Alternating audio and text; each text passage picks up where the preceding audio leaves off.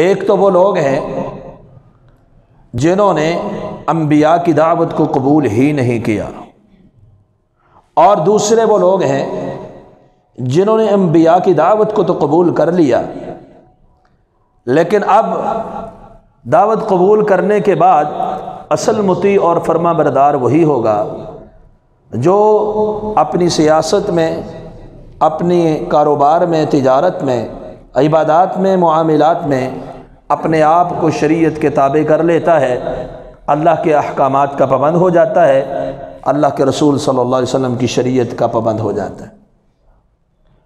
اور جو قبول کر لینے کے بعد مرضی اپنی سے عبادت کرے،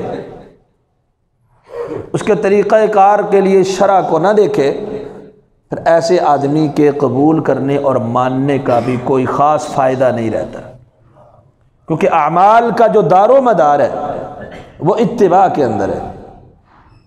یہ نہیں کہا کہ آپ عمل کرتے جائیں، بس جیسے کیسے بھی بس نیکیاں کرتے رہو، ایسا شریعت نے ہمیں حکم نہیں دیا۔ نیکی وہی بنے گی جو قرآن اور سنت سے ثابت شدہ ہو، اور جو قرآن اور سنت سے ثابت شدہ نہ ہو وہ نیکی بن ہی نہیں سکتی۔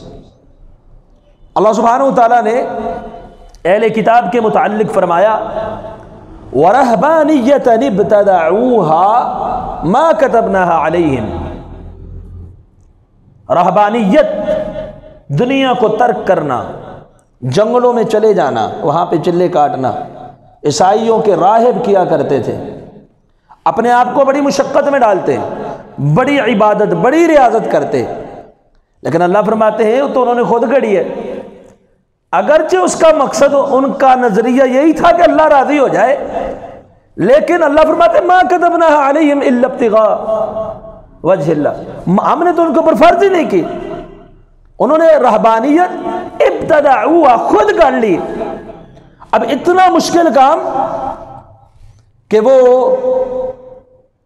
دنیا ترک کر دیں، جنگلوں میں چلے جائیں، وہاں عجیب طرح کے کام اپنی طرف سے اللہ کو راضی کرنے کے لیے اپنے آپ کو بڑی مشقت میں ڈال دیں، تو اللہ فرماتے ہیں ہم نے تو نہیں کہا ایسا کرنے کا، تو وہ کوئی فائدہ ہے اس کا؟ وہ بے سوچ جائے گی۔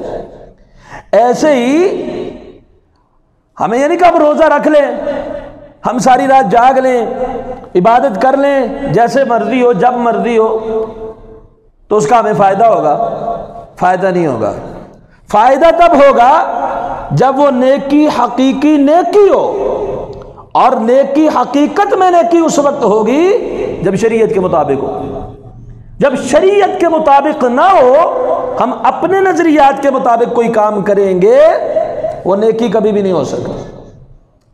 اور یہی نظریہ، یہی منہج، یہی بات صحابہ اکرام رضوان اللہ تعالی علیہم اجمعین کا بھی ہے۔ یہ تمہیدی نقطہ ہے، اس بار تفصیل انشاءاللہ پھر کبھی بیان کروں گا، اسے ذرا ذہن میں بٹھا لیجئے۔ اب رسول اللہ صلی اللہ علیہ وسلم کے اوپر درود پڑھنا یا سلام پڑھنا کتنی فضیلت والا عمل ہے؟ بہت بڑی فضیلت والا عمل ہے کہ انسان اللہ کے رسول صلی اللہ علیہ وسلم پر سلام پڑھے۔ خود قرآن کا حکم ہے یا ایھا الذین آمنوا صلوا علیہ وسلموا تسلیما، درود بھی پڑھو اور سلام بھی پڑھو۔ شریعت نے حکم دیا، قرآن نے حکم دیا، اور بڑے اجر کا کام، بڑے ثواب کا کام، بڑی نیکی کا کام۔ تو سیدنا عبداللہ بن عمر رضی اللہ عنہ، پہلے بھی کئی بار یہ روایت آپ کو سنا چکا ہوں، امام حاکم نے المستدرک علی الصحیحین میں صحیح سند کے ساتھ روایت کیا۔ ایک آدمی کو چھینک آئی تو اس نے کہا الحمدللہ والسلام علی رسول اللہ، ساری تعریفات اللہ کے لیے اور سلامتی ہو محمد رسول اللہ صلی اللہ علیہ وسلم پر۔ سیدنا عبداللہ بن عمر رضی اللہ عنہ نے جب یہ بات سنی، انہوں نے کہا اقول الحمدللہ، میں بھی کہتا ہوں اللہ کی تعریف ہے، الحمدللہ اچھا جملہ ہے، کلمہ ہے، اس میں کوئی قباحت نہیں۔ والسلام علی رسول اللہ، میں بھی یہ کہتا ہوں سلامتی اللہ کے رسول صلی اللہ علیہ وسلم پر ہو، سلام میں بھی پڑھتا ہوں، لیکن اصل مسئلہ کیا ہے؟ لیس ھکذا علمنا رسول اللہ صلی اللہ علیہ وسلم، اللہ کے رسول صلی اللہ علیہ وسلم نے تو ہمیں ایسے سکھلایا ہی نہیں۔ اللہ کے رسول صلی اللہ علیہ وسلم نے ہمیں ایسے سکھلایا ہی نہیں ہے کہ جب تمہیں چھینک آؤ تو تم محمد صلی اللہ علیہ وسلم پہ سلام پڑھو، یہ نہیں سکھایا۔ اب سلام پڑھنا نیکی، سلام پڑھنا نیکی، لیکن ہم اس وجہ سے سلام پڑھے کہ چھینک آئی ہے تو رسول اللہ پہ سلام پڑھتے ہیں، تو پھر یہ نیکی کیوں؟ چھینک کے موقع پہ سلام رسول اللہ نے سکھلایا نہیں۔ یہ بات ذہن میں آ گئی؟ سلام پڑھنا نیکی ہے، لیکن اپنی طرف سے موقع خاص کر کے پڑھنا نیکی بن سکتا نہیں، بن سکتا۔ کیوں؟ شریعت نے ہمیں بے مہار نہیں چھوڑا کہ اپنی مرضیاں کرتے پھرو۔ ابو داؤد کے اندر کتاب الطہارہ میں صحیح سند کے ساتھ حدیث ہے، سیدنا سلیمان فارسی رضی اللہ تعالیٰ عنہ، ان سے ایک مشرک نے ٹھٹا کیا، استہزاء کیا، کہا علمکم نبیکم کل شیء حتی الخرا، تم کہتے ہو ہمیں رسول اکرم صلی اللہ علیہ وسلم نے ہر چیز کی تعلیم دی ہے، کیا تمہیں پکانے کی بھی تعلیم دی ہے، قضاء حاجت کی بھی تعلیم دی ہے؟ اب یہاں سے مطلب کیا ہے کہ مشرکین یہ سمجھتے تھے کہ صحابہ ہر وقت یہ کہتے ہیں کہ ہر چیز ہمیں اللہ کے رسول صلی اللہ علیہ وسلم نے سکھلائی ہے، اللہ کے رسول صلی اللہ علیہ وسلم نے اس کی ہمیں تعلیم دی ہے۔ جو چیز اللہ کے رسول صلی اللہ علیہ وسلم نے ہمیں تعلیم نہیں دی ہوگی ہم وہ اپنی طرف سے بطور عبادت کر سکتے نہیں کر سکتے۔ کہا تم کہتے ہو ہر چیز کی تعلیم دی، یہاں تک کہ قضاء حاجت کی بھی تعلیم دی۔ اسے تو مذاق کیا نا کہ قضاء حاجت کی کون جو ہے ان کو بتاتا ہوگا طریقہ؟ کہا ہاں نعم، ہاں اللہ کے رسول صلی اللہ علیہ وسلم نے ہمیں قضاء حاجت کی بھی تعلیم دی ہے، آپ صلی اللہ علیہ وسلم نے ہمیں کہا ہے قبلے کی طرف منہ کر کے پیشاب نہیں کرنا، یہ قضاء حاجت کی تعلیم ہے۔ اللہ کے رسول صلی اللہ علیہ وسلم نے ہمیں کہا ہے 3 ڈیلوں سے کم استعمال نہیں کرنا استنجا کرنے میں، پتھر 3 پتھروں 3 ڈیلوں سے کم استعمال نہیں کرنا، یہ تعلیم دی ہے۔ اللہ کے رسول صلی اللہ علیہ وسلم نے ہمیں فرمایا ہے کہ دائیں ہاتھ کے ساتھ استنجا نہیں کرنا، ہمیں تو قضاء حاجت کی بھی تعلیم دی ہے۔ اور جس نبی نے قضاء حاجت کی بھی تعلیم دی ہو وہاں پر بھی اللہ کے رسول صلی اللہ علیہ وسلم نے آداب متعین کیے ہو، تو جب عبادات کا معاملہ آتا ہے تو کیا اللہ کے رسول صلی اللہ علیہ وسلم نے ہمیں اپنی مرضی پہ چھوڑ دیا، تعلیم نہیں دی؟ تو یہ تمہیدی گزارش اس لیے تھی کہ شعبان کا مہینہ، اب شعبان کے مہینے میں ہم نے کیا کرنا ہے؟ جو اللہ کے رسول صلی اللہ علیہ وسلم نے ہمیں سکھلایا۔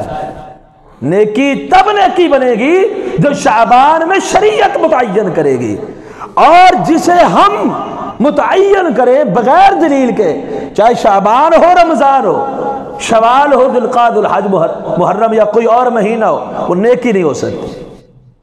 شعبان میں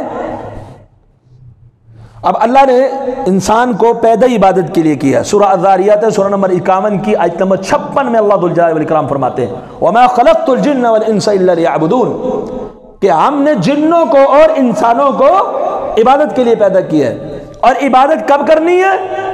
اللہ سبحانہ وتعالیٰ نے سورہ حجر کے اندر اپنے پیغمبر جناب محمد رسول اللہ صلی اللہ علیہ وسلم کو یہ حکم دیا، سورہ نمبر 15 آیت نمبر آخری آیت ہے اس کی، سورہ حجر کی بالکل آخری آیت۔ اللہ کے رسول صلی اللہ علیہ وسلم کو اللہ فرماتے ہیں وَاعْبُدْ رَبَّكَ حَتَّى يَأْتِيَكَ الْيَقِينُ، اپنے رب کی عبادت کیجئے کب تک؟ جب تک آپ کو موت نہیں آ جاتی، موت تک آپ نے اپنے رب کی عبادت کرنی ہے۔ اب انسان کی تخلیق کا مقصد یعنی دنیا میں آنے کا جو مدار ہے وہ کیا ہے؟ عبادت۔ یہ عبادت اس کے مرنے کے بعد اس کے کام آنے والی ہے، اسی پر نجات کا مدار ہے۔ اب اکثریت تو مسلمانوں کی عبادت سے غافل ہے، 5 وقتی نماز کم لوگ ہیں جن کو اللہ توفیق عطا فرمائے، رمضان المبارک کے روزے، زکوٰۃ، دیگر اعمال اکثریت مسلمانوں کی دعوی مسلمانی کرنے والوں کی اس سے غافل ہے، وہ سارا دن اپنے کام کاج میں مصروف رہیں گے، اعمال نہیں کریں گے۔ اور اس پر ستم یہ ہے کہ ان کے ذہن کے اندر یہ بات ڈال دی گئی کہ چند راتیں پورے سال میں ایسی ہیں جن میں جاگ لو، باقی کچھ کرنے کی ضرورت ہے ہی نہیں۔ وہ کہتے ہیں رجب کی 27 رات کو جاگ لو، سارا سال بغم سو جاؤ، کچھ بھی نہیں ہوتا، بخشے بخشائے۔ اسی طرح شعبان کی 15 کو شب بیداری کر لو تو آپ جو ہے وہ آپ کو کسی اور عبادت کی ضرورت نہیں پڑے گی۔ اب جو بندہ 5 وقت کی نماز ہی نہیں پڑھتا اس کو شب بیداری کا کیا فائدہ؟ شب بیدار، اللہ کے پیغمبر صلی اللہ علیہ وسلم شب بیدار تھے۔ آپ صلی اللہ علیہ وسلم راتوں کو اٹھ کے قیام کیا کرتے تھے، یہ حکم ربانی تھا۔ یا ایھا المزمل قم اللیل الا قلیلا نصفہ او انقص منہ قلیلا۔ لیکن آپ صلی اللہ علیہ وسلم شوال میں بھی شب بیدار، ذوالقعدہ میں بھی شب بیدار، محرم میں بھی، سفر میں بھی، ربیع الاول، ربیع الثانی، کوئی بھی مہینہ ایسا نہیں جس میں آپ شب بیدار نہ ہوں۔ ہاں کچھ راتیں ایسی ہو سکتی ہیں جن میں فضیلت زیادہ ہے، جیسے لیلۃ القدر۔ جس طرح لیلۃ القدر میں رات کو جاگنے کی فضیلت زیادہ ہے۔ کچھ دن ہو سکتے ہیں جن میں روزہ رکھنے کی فضیلت زیادہ ہے۔ عرفے کے دن کا روزہ ہو گیا، 10 محرم کا روزہ ہو گیا، سوموار کا روزہ، جمعرات کا روزہ۔ کچھ دن ایسے ہو سکتے ہیں، کچھ تاریخیں ایسی شریعت نے مقرر کی ہیں، کچھ راتیں شریعت نے مقرر کی ہیں جن میں اجر اور ثواب زیادہ ملتا ہے۔ لیکن یہ نہیں کہ کوئی ایک رات متعین کر دیں اور اس میں عبادت کریں، باقی راتوں میں نہ کریں اور سمجھ لیں بخشے گئے۔ ہاں جس رات ثواب زیادہ ملتا ہے، زیادہ ثواب کی نیت سے آپ عبادت کر سکتے ہیں، لیکن اس رات یا اس دن کی عبادت کے لیے دلیل کا ہونا ضروری ہے۔ اب لیلۃ القدر رات جس میں قرآن نازل ہوا، اللہ فرماتے ہیں لیلۃ القدر خیر من 1000 شہر۔ لیلۃ القدر 1000 مہینوں سے بھی افضل ہے اس کی عبادت، 1000 مہینوں سے بھی۔ تو اس میں اہتمام کرتے تھے اللہ کے رسول جاگنے کا۔ اب اگر ہم کوئی اور رات بنا دے گی اس رات کو جاگنے کا زیادہ ثواب ہے تو اس کے لیے دلیل چاہیے ہوگی کہ نہیں؟ اللہ نے کہا ہو کہ اس رات ثواب زیادہ ہے، پیغمبر صلی اللہ علیہ وسلم نے کہا ہو یا خود جاگے ہوں، اہتمام کیا ہو، پھر تو ٹھیک ہے۔ اگر پشت پہ کوئی دلیل نہیں ہے تو پھر وہ نیکی نہیں بن سکتی۔ اس رات جاگے وہ جو روٹین سے جاگتے ہیں، عام دنوں کی طرح جو عبادت کرتے ہیں، وہ الگ بات ہے۔ تو شعبان میں، جو شعبان کا مہینہ تھا، اللہ کے رسول صلی اللہ علیہ وسلم اکثر باقی مہینوں سے زیادہ روزے رکھا کرتے تھے، جیسا کہ صحیح بخاری کے اندر حدیث نمبر 1969 69 ہے۔ ام المؤمنین سیدہ عائشہ صدیقہ طاہرہ رضی اللہ تعالی عنہا روایت کرتی ہیں کہ رسول اکرم صلی اللہ علیہ وسلم یصوم حتی نقول لا یفطر، آپ روزہ رکھا کرتے تھے، عام حالات میں نفلی روزے رکھا کرتے تھے، یہاں تک کہ ہم کہتے تھے کہ اب آپ روزہ چھوڑیں گے نہیں، یعنی اتنی کثرت سے روزے رکھا کرتے تھے۔ وَيُفْطِرُ حَتَّى نَقُولَ لَا يَصُومُ، اور کبھی کبھی آپ روزے ترک کر دیا کرتے تھے، نفلی روزے عام مہینوں میں نہیں رکھا کرتے تھے، یہاں تک کہ ہم سمجھ لیتے تھے کہ اب آپ اس مہینے روزہ رکھیں گے ہی نہیں۔ اور رسول اللہ صلی اللہ علیہ وسلم نے رمضان کے علاوہ مکمل پورے کسی مہینے کے روزے نہیں رکھے، یعنی ایسا نہیں ہوا کہ آپ نے اول سے لے کر آخر تک پورے مہینے کے روزے رکھے ہوں سوائے رمضان کے، کیونکہ رمضان کے پورے مہینے کے روزے رکھنا کیا ہے؟ فرض ہے، اللہ نے فرض کیا۔ پھر فرماتی ہے کہ نبی کریم صلی اللہ علیہ وسلم وَمَا رَأَيْتُهُ أَكْثَرَ صِيَامًا مِّنْهُ فِي شَعْبَانَ، شعبان کے یہ جو مہینہ جا رہا ہے، آج غالباً 11-12 تاریخ ہے، شعبان سے زیادہ کسی مہینے میں بھی میں نے رسول اللہ صلی اللہ علیہ وسلم کو روزے رکھتے نہیں دیکھا۔ یعنی جتنے روزے آپ صلی اللہ علیہ وسلم شعبان میں رکھتے تھے، اتنے روزے آپ کسی اور مہینے میں نہیں رکھا کرتے تھے۔ تو شعبان کے اندر آپ روزے رکھے، شعبان کے مہینے میں کثرت کے ساتھ روزے رکھے، باقی مہینوں کی بنسبت زیادہ نفلی روزے رکھے، یہ شریعت سے ثابت ہے۔ اسی طرح سنن ابی داؤد کی حدیث ہے، حدیث نمبر 2431، احب الشہور الی رسول اللہ صلی اللہ علیہ وسلم ان یصومہ شعبان، مہینوں میں اللہ کے رسول صلی اللہ علیہ وسلم کو روزہ رکھنے کے لیے سب سے محبوب مہینہ شعبان کا تھا۔ فرضیوں کے علاوہ، رمضان کے علاوہ کی بات ہو رہی ہے، نفلی روزوں کی بات ہو رہی ہے۔ نفلی روزوں میں اللہ کے رسول صلی اللہ علیہ وسلم کو باقی 11 مہینوں میں سب سے زیادہ مہینہ، 11 مہینوں میں سے رمضان کو چھوڑ کر سب سے زیادہ آپ کو جو روزہ رکھنے کے لیے مہینہ پسندیدہ تھا، وہ مہینہ کون سا تھا؟ شعبان کا۔ اس کے بعد آپ رمضان کے روزے رکھتے تھے۔ تو شعبان میں اللہ کے رسول صلی اللہ علیہ وسلم زیادہ روزے رکھا کرتے تھے، باقی مہینوں کی بنسبت زیادہ رکھا کرتے تھے۔ اس پر اور بھی بہت ساری احادیث ہیں، صحیح بخاری کے اندر ہے، مسلم کے اندر ہے، دیگر کتب احادیث کے اندر ہیں کہ آپ صلی اللہ علیہ وسلم شعبان میں اکثر روزہ رکھا کرتے تھے۔ اور اس کی حکمت بھی اللہ کے رسول صلی اللہ علیہ وسلم نے بیان فرما دی کہ شعبان میں روزہ رکھنے کی وجہ کیا ہے، اور یہ شعبان کے مہینے کی فضیلت بھی ہے۔ امام نسائی نے السنن کے اندر حدیث نمبر 2351 روایت کیا سیدنا اسامہ بن زید رضی اللہ عنہ سے کہ اللہ کے رسول صلی اللہ علیہ وسلم سے پوچھا گیا کہ اللہ کے حبیب، آپ رمضان یہ شعبان کے اندر بڑی کثرت سے روزے رکھتے ہیں، آپ شعبان کے مہینے میں کثرت کے ساتھ باقی مہینوں کی بنسبت زیادہ آپ شعبان میں روزے رکھتے ہیں، اس کی وجہ کیا ہے؟ تو آپ صلی اللہ علیہ وسلم نے شعبان میں کثرت کے ساتھ روزے رکھنے کی وجہ بیان فرمائی۔ وجہ یہ ہے ذالک شہر یغفل الناس فیہ بین رجب و رمضان، یغفل الناس عنہ بین رجب و رمضان، لوگ اس مہینے کے اندر، یہ رجب اور رمضان کے درمیان میں ہے، تو لوگ اس مہینے میں غافل ہوتے ہیں۔ ہو سکتا ہے کسی کو سوچے چلو آگے مہینہ رمضان کا آنے والا، پورا مہینہ روزے رکھنے، چلو اس میں نہیں رکھتے نفلی روزے، تو آپ نے فرمایا یغفل الناس عنہ، لوگ اس مہینے میں غفلت برتتے ہیں، غفلت کا شکار ہیں، اس میں روزے نہیں رکھتے۔ یہ کیوں؟ وجہ کیا ہے غفلت کی؟ کہ رمضان اور رجب کے درمیان میں آتا ہے۔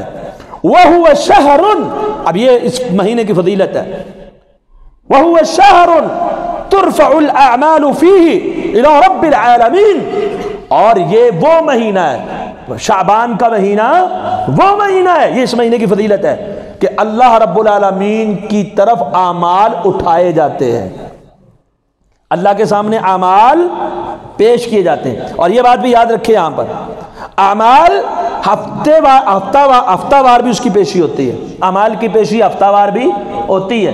مثلا سوموار کا روزہ اللہ کے رسول صلی اللہ علیہ وسلم رکھا کرتے، جمعرات کا روزہ اللہ کے رسول صلی اللہ علیہ وسلم رکھا کرتے، اور آپ نے کیا فرمایا کہ اعمال اللہ کے سامنے پیش ہوتے ہیں۔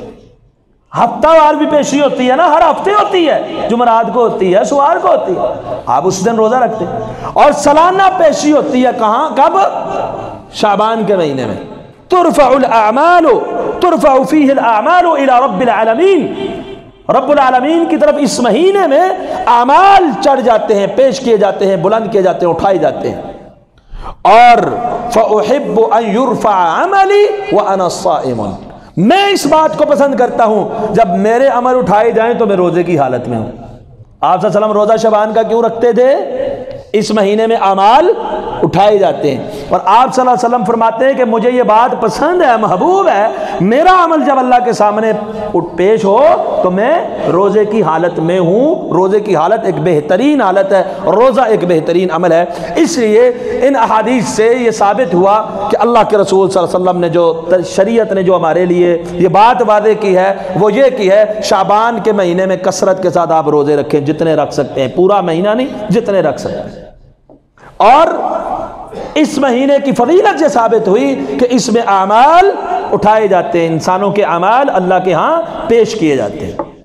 اور یہ بھی یاد رکھیں، استقبالیہ روزے سے بھی اللہ کے رسول صلی اللہ علیہ وسلم نے منع فرمایا کہ رمضان سے 1 یا 2 دن پہلے روزہ نہ رکھو، سوائے اس کے جو شخص عادی ہو، سمار کا رکھ رہا ہے، جمعرات کا رکھ رہا ہے، وہ دن آیا ہو تو وہ اس دن کا رکھ سکتا ہے۔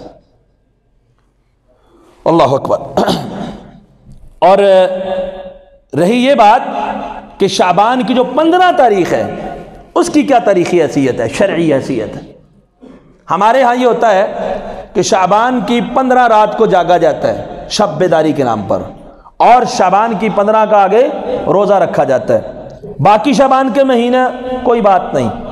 اور پھر جو یہ ایام ہیں، اخبارات اور جرائد اور رسالے اور میگزین، ان کی زینت من گڑت روایات بنی ہوئی ہوتی ہیں، موضوع روایات بنی ہوتی ہیں، صحیح احادیث کو پس پش ڈال دیا جاتا ہے، عوام سے چھپا لیا جاتا ہے، عوام کو ان کا تعارف ہی نہیں ہوتا، اور من گڑت ناقابل احتجاج روایات، موضوع روایات کہ محدثین نے جن کی نشاندہی کی ہے یہ قابل احتجاج نہیں ہے، قابل عمل نہیں ہے، قابل بیان نہیں ہے، ان کو اخباروں کی زینت بنا کے لوگوں کے سامنے کہ شب بیداری کرنی ہے۔ تو خلاصہ بات یہ ہے کہ شعبان کی 15 رات کو مخصوص کر کے رات کو جاگنا، عبادت کرنا اللہ کے رسول صلی اللہ علیہ وسلم، صحابہ کرام رضوان اللہ علیہم اجمعین سے ثابت بالکل بھی نہیں ہے۔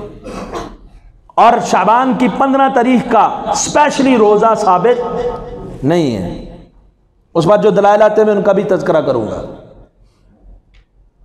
تو شعبان کی 15 رات جیسے آپ 10 11 12 13 14 یکم 2 3 4 کو جاگتے ہیں، تہجد پڑھتے ہیں، ویسے پڑھے، کوئی مسئلہ نہیں، لیکن آپ اس وجہ سے جاگے کہ آج شعبان کی 15 ہے، اس پہ ثواب زیادہ ہے، اس کے لیے دلیل چاہیے ہوگی کہ اللہ کے رسول صلی اللہ علیہ وسلم نے اہتمام کیا شعبان کی 15 کا، صحابہ نے اہتمام کیا، یا اس کے لیے کوئی فضیلت بیان کی، یا اس کے لیے کوئی حکم دیا، کسی قسم کی کوئی نص کوئی شرع کے اندر اگر ہوگی تو پھر تو ٹھیک ہے، اگر نہیں ہے تو پھر اپنی طرف سے جیسا دیکھے سلام کو چھینک کے ساتھ جب خاص کیا تو صحابہ نے منع کیا کہ نہیں کیا؟ اس طرح عبادت کو شعبان کی 15 کے ساتھ خاص کرنے کی اجازت اپنی طرف سے بالکل بھی نہیں ہے، اور نہ ہی اس کا روزہ ثابت ہے۔ اب شعبان کی 15 تاریخ کو ثابت کرنے کے لیے سورہ دخان پڑھی جاتی ہے، اور آپ جب پڑھیں گے اخبارات وغیرہ اس پہ کالم نگار لکھتے ہیں کہ اللہ سبحانہ وتعالیٰ نے فرمایا سورہ دخان کے اندر اِنَّا أَنزَلْنَاهُ فِي لَيْلَةٍ مُبَارَكَةٍ إِنَّا كُنَّا مُنذِرِينَ فِيهَا يُفْرَقُ كُلُّ أَمْرٍ حَكِيمٍ۔ اب ترجمے پہ غور کریں، اِنَّا أَنزَلْنَاهُ، بے شک ہم نے اس کو یعنی قرآن مجید کو نازل کیا، فِي لَيْلَةٍ مُبَارَكَةٍ، ایک برکت والی رات میں، اِنَّا كُنَّا مُنذِرِينَ، بے شک ہم ہی ڈرانے والے ہیں، اس میں ہر فِيهَا يُفْرَقُ كُلُّ أَمْرٍ حَكِيمٍ، ہر محکم کام کے فیصلے کیے جاتے ہیں۔ اب یہ آیت کریمہ پڑھ کے کہا جاتا ہے یہ شعبان کی 15 رات آپ کے فیصلے ہوتے ہیں، رات کو جاگو، دن کو روزہ رکھو۔ پہلی بات یہ ہے، پہلی بات کہ یہ آیت شعبان کے متعلق نہیں ہے۔ آیت کے اندر کوئی لفظ ہے کہ اس میں شعبان کی 15 کو اللہ نے قرآن نازل کیا؟ اِنَّا أَنزَلْنَاهُ، اس میں یہ ہے نا بے شک ہم نے اس کو نازل کیا فی لیلۃ مبارکۃ، بابرکت رات کو، اس میں فرمایا کہ وہ بابرکت رات 15 شعبان ہے، اس میں کہا اس میں فیصلے ہوتے ہیں، ایک مبارک رات میں ہم نے اس کو نازل کیا، اس میں 15 شعبان کا یا شعبان کے مہینے کا کوئی تذکرہ موجود ہے نہیں نا، تو اسے 15 شعبان کیسے ثابت ہوگی؟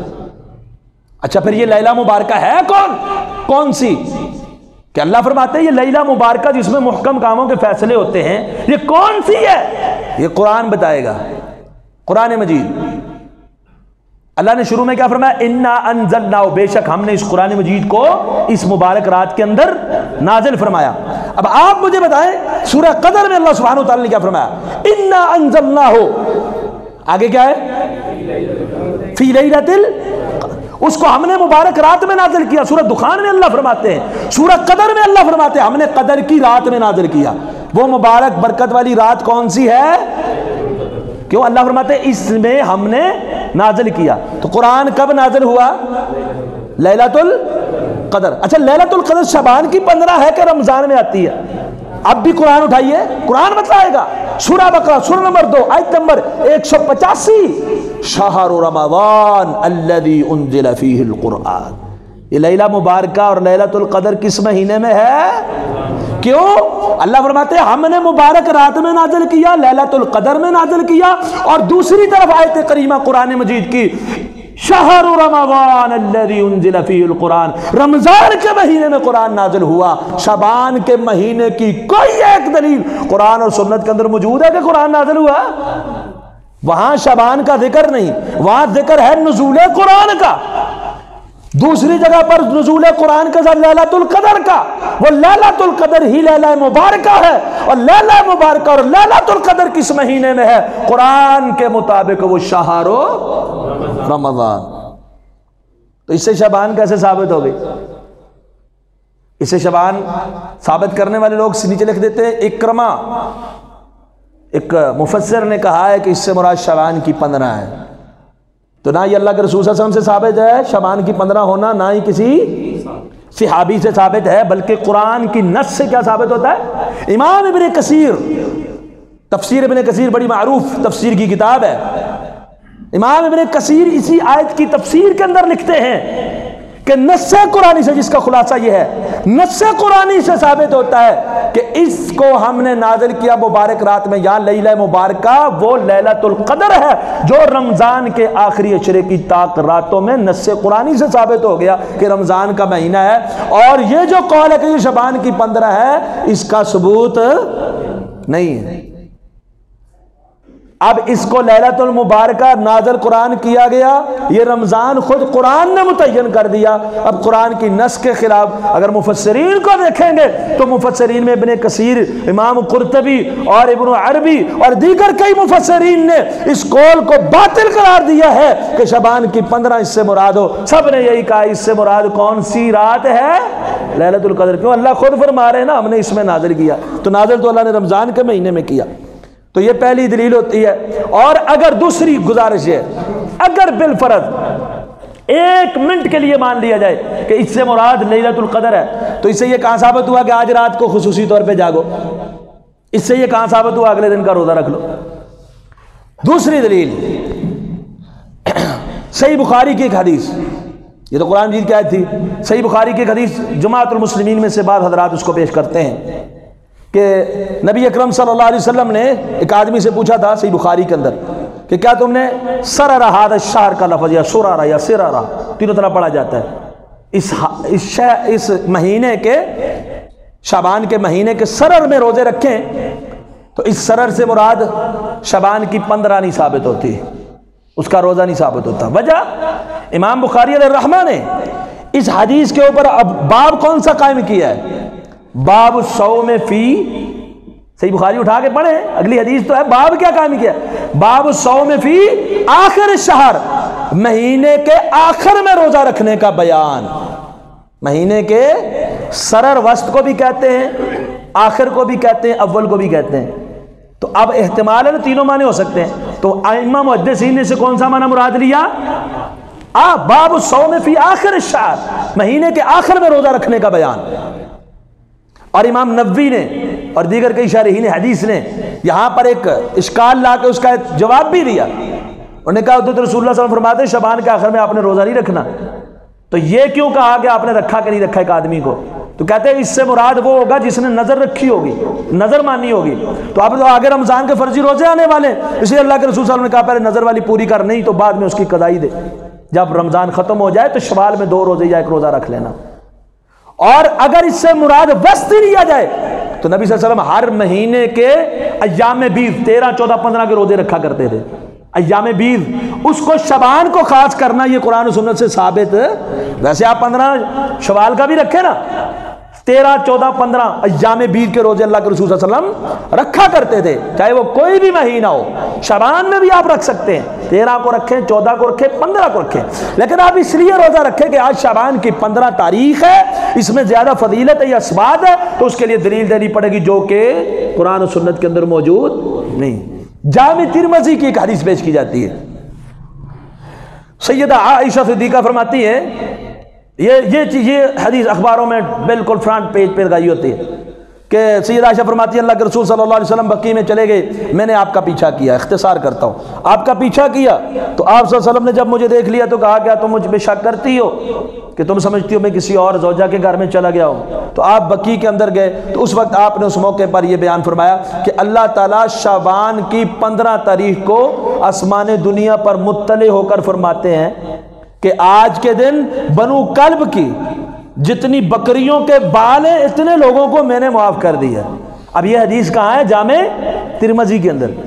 اب آپ اگر جامع ترمذی اٹھائیں پوری بات پڑھیں، یہ حدیث ہے، حدیث لکھنے کے بعد امام ترمذی خود کیا فرماتے ہیں؟ سمعت محمدن، میں نے محمد کون؟ ابو عبداللہ محمد بن اسماعیل البخاری، امام بخاری کو یہ سنا ہے کہتے ہوئے یضاعف هذا الحدیث، وہ اس حدیث کو ضعیف قرار دیتے ہیں۔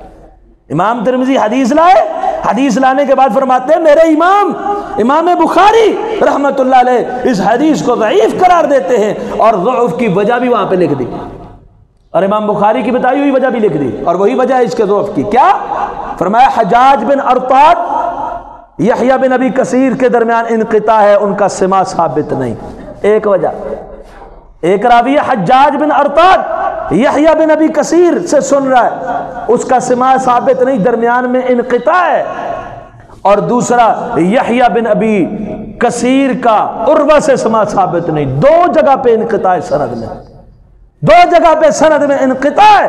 امام بخاری فرماتے ہیں اس انقطاع کی وجہ سے یضعف هذا الحدیث، امام ترمذی کہہ رہے ہیں میرے امام بخاری نے اس حدیث کو ضعیف قرار دیا۔ اب جب ایک امام ایک حدیث کو لائے اور حدیث کو لانے کے بعد وضاحت کرے کہ یہ حدیث ثابت نہیں ہے، کیا یہ خیانت نہیں ہے کہ ہم وہ حدیث ذکر کر دیں اور محدث کا وہ اس کے اوپر جو ہے تبصرہ وہ ذکر نہ کرے؟ یا تو اس تبصرے کا غلط ہونا ثابت کرے، انقطاع کو ختم کر کے روایت کا اتصال پیش کرے۔ بہرحال یہ ایک اصول حدیث کی ایک بات ہے، بعض حضرات کو شاید یہ سمجھ نہ آتی ہو۔ بہرحال یہ روایت بھی اللہ کے رسول صلی اللہ علیہ وسلم سے باسند صحیح ثابت نہیں ہے۔ اور اگر آپ صحیح حدیث کو دیکھیں، صحیح مسلم، اللہ کے رسول صلی اللہ علیہ وسلم ہر رات، اللہ رب العالمین ہر رات آسمان دنیا پر مطلع ہو کے فرماتے ہے کوئی بخشش مانگنے والا میں بخش دو، ہے کوئی دعا کرنے والا میں دعائیں قبول کروں۔ یہ کب ہوتا ہے؟ ہر رات جاگے آپ، اللہ مغفرت کریں گے اس میں شعبان کی 15 کو بھی، 16، 17، 18 کو بھی اللہ مطلع ہو کے یہ بات فرماتے ہیں۔ جو صحیح حدیث سے ثابت ہے اس میں لفظ صرف 15 شعبان نہیں، 12 مہینے کی ساری راتیں ہیں۔ جو بندہ بھی اللہ سے کچھ مانگنا چاہتا ہے، دعا کرنا چاہتا ہے، معافی مانگنا چاہتا ہے، رات کے تیسرے پیر اٹھ کے رب کو پکارے، اللہ اس کی پکار کو بھی سنیں گے، اللہ اس کو معافی فرما دیں۔ یہ فضیلت بھی خاص 15 شعبان کی نہیں بلکہ ہر رات کی ہے۔ اس کے علاوہ سیدنا علی المرتضیٰ رضی اللہ عنہ کی طرف منسوب کیا جاتا ہے صلاۃ الفیہ، صلاۃ رغائب، یعنی آپ پڑھیں پھر سورہ اخلاص پڑھیں رات کو تو اس کا یہ ثواب ہے، یہ ثواب ہے، جتنے پتے گرتے ہیں یہ ہوتا ہے، وہ ہوتا ہے۔ بہت بڑی بڑی لمبی کہانیاں ہیں، بڑی بڑی باتیں ہیں جن کا ثبوت بالکل بھی نہیں ہے، بلکہ بعض ائمہ نے، جس طرح امام جوزی نے الموضوعات کے اندر جو من گھڑت روایتیں درج کر کے ان کا مجموعہ جمع کیا کہ اس میں وہ روایتیں جو من گھڑت ہیں، جن کا کوئی سر پاؤں نہیں ہے، ایسی روایتوں کو وہاں سے نکال کر عوام کے سامنے پیش کیا جاتا ہے۔ استغفر اللہ، حالانکہ وہاں پہ موجود ہے، کتاب کا نام ہی یہی ہے الموضوعات، من گھڑت روایتوں کو اس میں نے جمع کیا ہوا ہے کہ لوگ اس سے بچیں۔